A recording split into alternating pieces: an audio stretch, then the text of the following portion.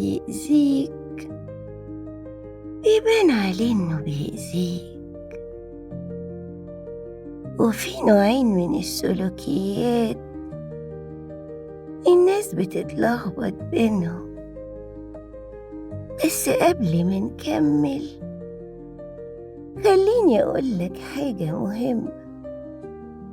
مش هدف الحلقة دي إنك تشخص حد، هدفها إنك تفهم وتحمي نفسك وتعرف ليه بعض العلاقات بتخليك غريب عن نفسك. كل واحد من دول يحبك بشروطه. واحد بيخليك تفقد نفسك، والتاني بيخليك تشك فيها. في علم النفس في سمات اسمها الثالوث المظلم، لكن مش مهم الأسماء دلوقتي. المهم الإحساس اللي ممكن تسيبه العلاقات دي جواك. وبعض الناس عندهم السمات دي بدرجات مختلفة، ومش كل شخص بيعمل السلوكيات اللي هنقولها يبقى عنده اضطراب. في نوع أول ممكن نسميه النرجسي، وده شايف نفسه استثنائي، يحس بالإهانة جدا من النقد أو لو ما مدحتوش، ومهما غلط انت الغلطان، وتفضل تتشال وتتهبط وتعيط وتصرخ وهو لسه شايف انه مظلوم، ويقول هو انتي مجنونة، انتي مريضة مش طبيعية، ويبدأ يشكك اللي حواليك فيك وفي كلامك وردود أفعالك، كأنك انت اللي غلطت في حقه. ويظهر قدام الناس الهادي اللي ما بيغلطش أبدا، أهم حاجة شكله قدام الناس، ويدافع عن نفسه بقوة أو يهاجم اللي ينتقد، ويقلل من شأنك عشان يتجنب الشعور بالنقص. وبينك وبينه يسكت فجأة أو يبعد كأنه بيعاقبك، ما بيشرحش وما بيواجهش، بس بيخليك تعيش في قلق وانتظار. ايه اللي حصل؟ وايه الغلط اللي انا عملته؟ ودايما معاه تبقى شاكك في نفسك. احيانا يقرب ويهتم وبعدها يبعد فجأة. مرة تحس انك مهم ومرة تحس انك قليل، ومع الوقت تبدأ تشك حتى في إحساسك وفي حكمك على الأمور، وتلاقي نفسك طول الوقت بتحاول تثبت إنك كفاية عشان ما تفقدش قيمتك في عينه.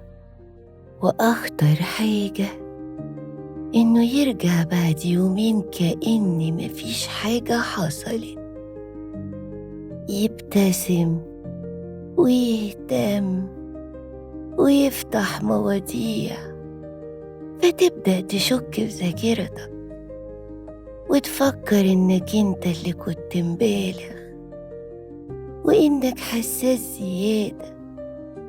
ومع التكرار تشك حتى في إحساسك، وتبقى كل مرة محتاج حد يطمنك إن اللي حسيته ده كان حقيقي، ومشاعرك بالنسبة له مهمة طول ما مش بتقف قدام احتياجاته هو، ودايما متوقع ياخد اللي هو عايزه، وشايف إن القواعد مش بتنطبق عليه زي الناس.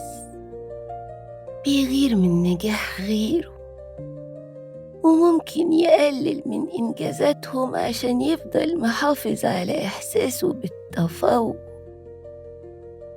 أما الميكافيلي وده نوع مختلف، مش لازم يبقى واضح زي الأول، لأنه مش مهتم يبقى مركز الصورة. هو مهتم أكتر إنه يمسك خيوط الصورة، وبيركز جدا على مصلحته الشخصية، وبيعمل معاك تكتيك سحب البساط، يقولك الكلام اللي محتاج تسمعه، يطمنك ويخليك تفتح قلبك وتحكي. وبعد ما تطمن يستخدم نقط ضعفك كسلاح وقت الخلاف أو وقت المصلحة. انت فاكر انك بتحكي لحد فهمك، وهو ممكن يكون بيخزن الكلام لوقت ما يحتاجه، وممكن يحرض شخص على شخص تاني لتحقيق مصلحة معينة، ويبرر الكذب والخداع لو ده في مصلحته، وشايف إن الغاية تبرر الوسيلة، وعمره ما يكشف أفكاره الحقيقية بسهولة، وممكن ينهي علاقة بمنتهى السهولة لو ما بقتش بتحقق له منفعة، ويغير أسلوبه وشخصيته حسب الشخص اللي قدامه. انت معاه رهينة، خايف تغلط، خايف تتكلم، خايف تكون طبيعي عشان ما يستخدمش صدقك ضدك، وعايش في استجواب مستمر لأنك حاسس إن كل كلمة بتقولها بتتخزن، وممكن ترجعلك في الوقت اللي يكسرك فيه. ومش كل ميكافيلي مؤذي بشكل صريح.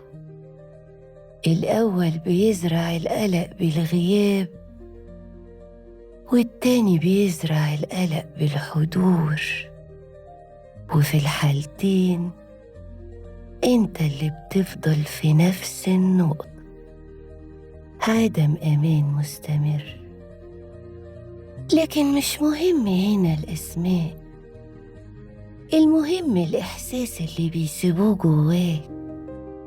هل انت مرتاح ولا دايما قلقان؟ هل انت واضح مع نفسك ولا دايما محتاج تفسير لنفسك؟ لأن أخطر علاقة مش اللي فيها حب قليل، لكن اللي فيها عدم أمان مستمر. مش مهم تسمي اللي قدامك إيه، المهم تسأل نفسك، أنا جنب الشخص ده ببقى أنا ولا نسخة متوترة مني؟ مش كل العلاقات المؤذية شكلها واضح، وأخطر نقطة مش لما تتأذي، لكن لما تبدأ تقتنع إن الأذى ده طبيعي، ومش كل اللي بيوجعك يستاهل إنك تكمل معاه. وأهم قرار مش إنك تعرف ده مين فيهم، الأهم إنك تعرف إمتى تمشي لو بقيت حد تاني غير نفسك.